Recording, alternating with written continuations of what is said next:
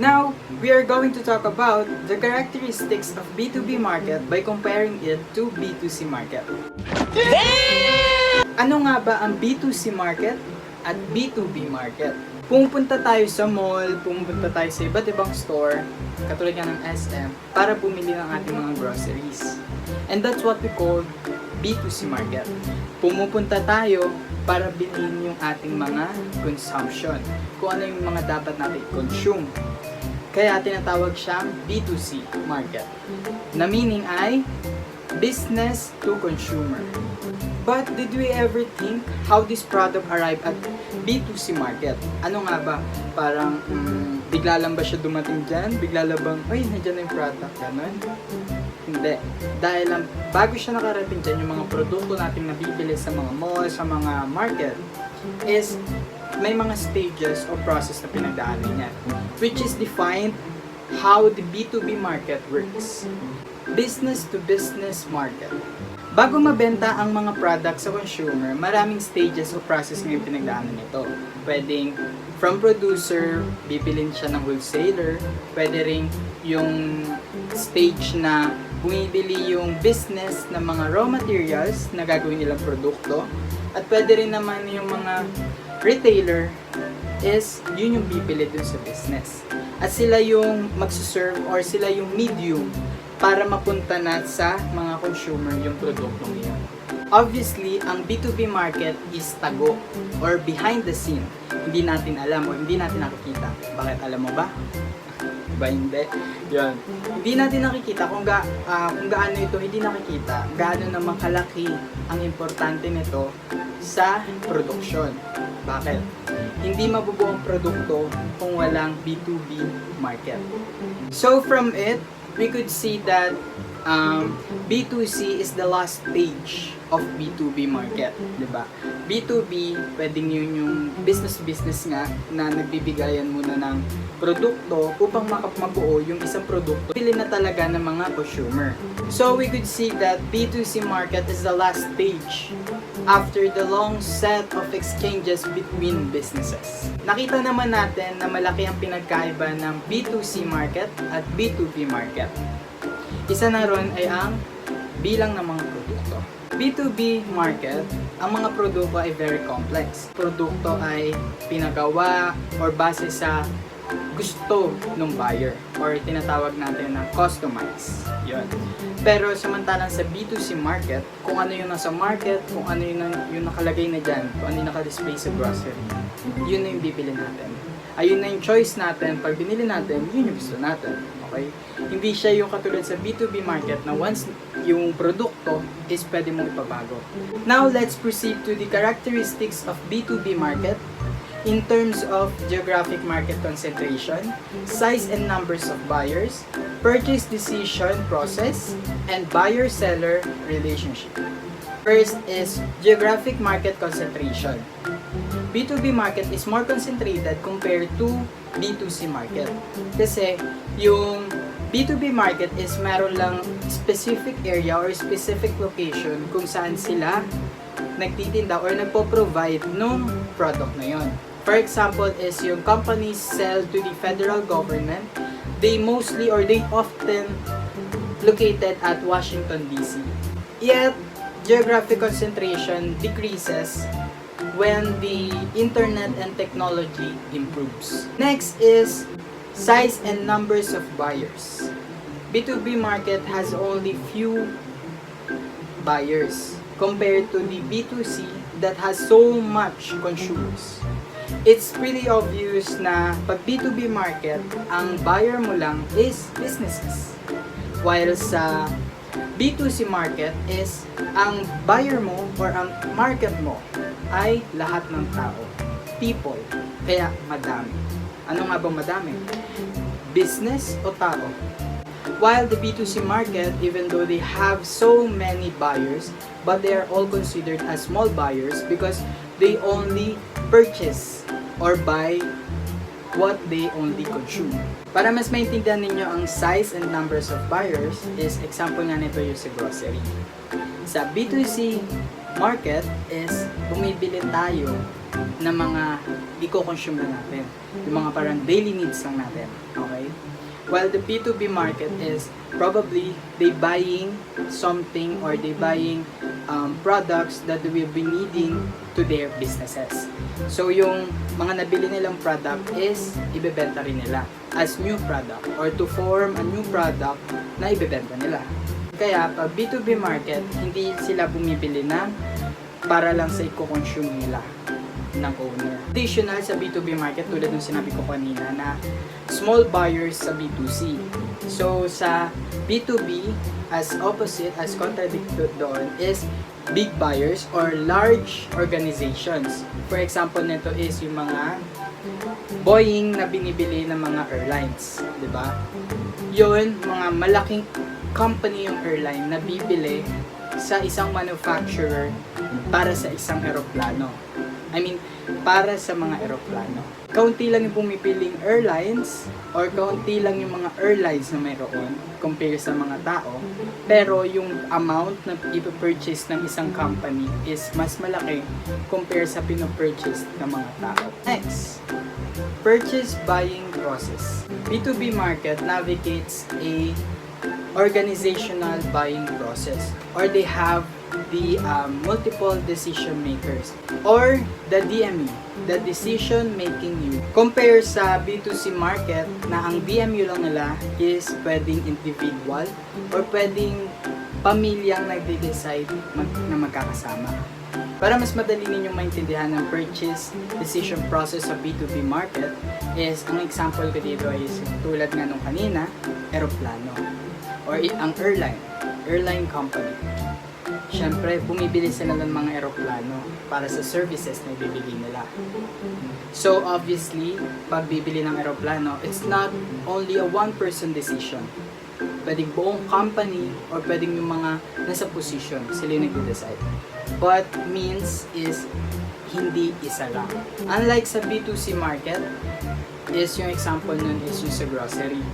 Sa grocery, kailangan ba na as in, parang buong angkan ninyo magde-decision sa bibili ninyo? Diba? Pwedeng ikaw, pwedeng ako. Kung ako, punta ako grocery, anong gusto kong bilhin, is bibilin ko. Decision ko yun. And pwede rin yung kayong magkakasamang pamilya, kung ano yung makita ninyo. Or for example na lang is yung kakain kayo sa restaurant. Decision ninyo yun. Pwede, madaling decision yan sa oras na yun. Minuto lang, segundo lang pwede. Hindi tulad sa B2B market, is maraming proseso, maraming stages, at maraming DMU na pagdadaanan bago ma-finalize ang isang decision at bago mabili yung isang product. Ilan sa mga process na pagdadaanan before purchasing sa B2B market is ang bidding at ang negotiations. Bidding, yun yung parang maraming manufacturer na magbibid, and yung company is mamimili siya kung ano yung pinaka-feasible, kung ano yung pinaka-tama, pinaka-fit na low cost yet the quality is high. Yun yung pipiliin niya.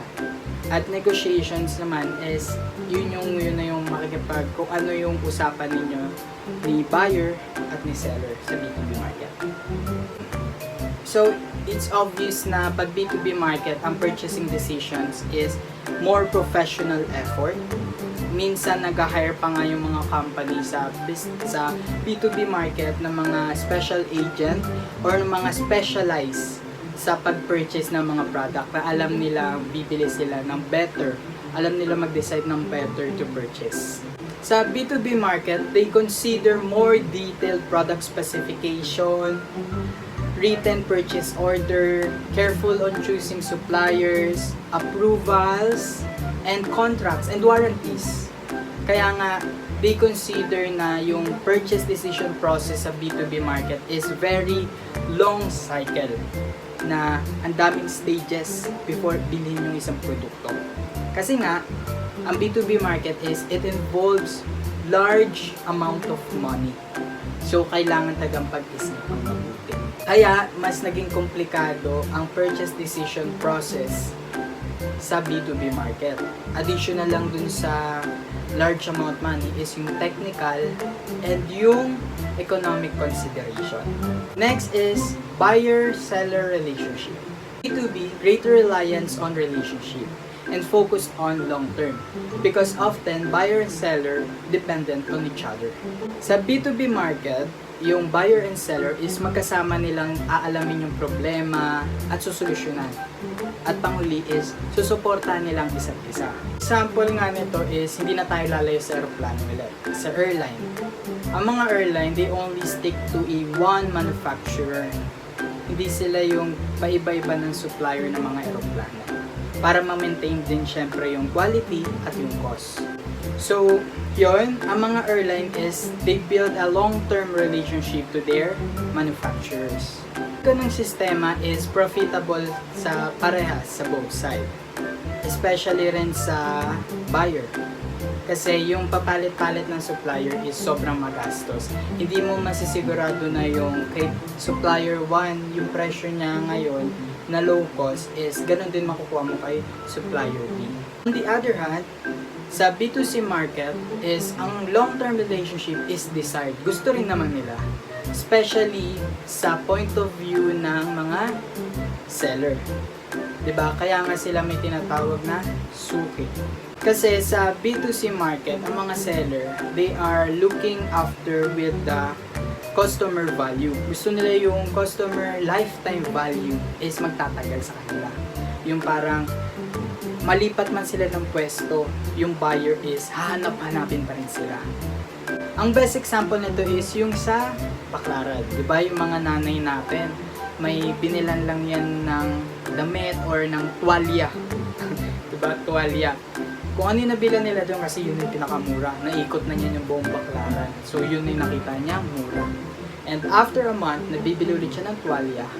Ayun pa rin yung hahanapin niyang tindahan. Kumbaga, suki na rin siya nun. Ganun. At yun ang gusto ng mga seller sa B2C market. Hindi siya kailangan para magpatuloy ang isang business.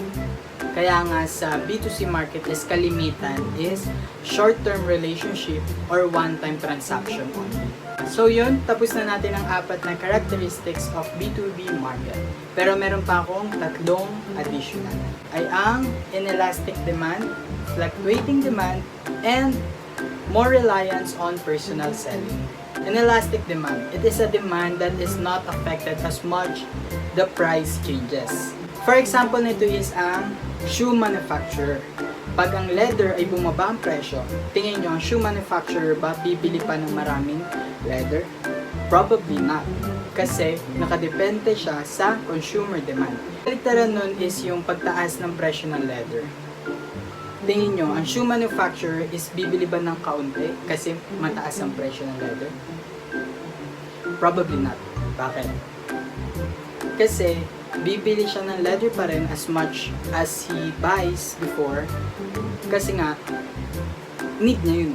Yun yung need sa produkto niya. At sa produkto niya, meaning pag tumaas yung presyo ng leather is mataas yung demand. So yun yung indication na bibili pa siya or bibili niya pa rin yung dami na binibili niya to satisfy the consumer demand. Compare it to the B2C market na elastic demand. So, meaning pag elastic demand is when the price changes, the demand also changes. For example na to yung mga bilihin sa market. Once na nagmahal yan, na nagtaas yung presyo, automatic yan, bababa yung demand. Next characteristic of B2B market is fluctuating demand. Unlike to the B2C market is more stable demand sila. Why? Sa B2B market, fluctuating demand siya. As the consumer demands rises, nagre-respond agad yung demand sa B2B market. While sa B2C market is hindi agad-agad ganun nagbabago. The reason is that the bullwhip effect. If the consumer demand increases by 10%, the retailer would think to increase his stocks by 20% in order to respond to the future rising demands. Therefore, the 10% rise in consumer demand can cause a 200% rise in business demand. As characteristic of B2B market is more reliance on personal selling. B2B market is dependent sila sa personal selling. Unlike sa B2C market na gumagamit sila ng mga advertisement, mass media, promotional tools, yun, gumagamit sila ng mga ganun para ma-promote yung product nila. While sa B2B market is mas formal. Mostly is yung door-to-door or yung parang nag-i-invite yung business. So yun, dito nagtatapos ang aking report. I hope you all learned all about the B2B market or especially introduction pa lang kami. Pero sana naintindihan nyo na how B2B works and how it is really different to B2C market. Flowers to me.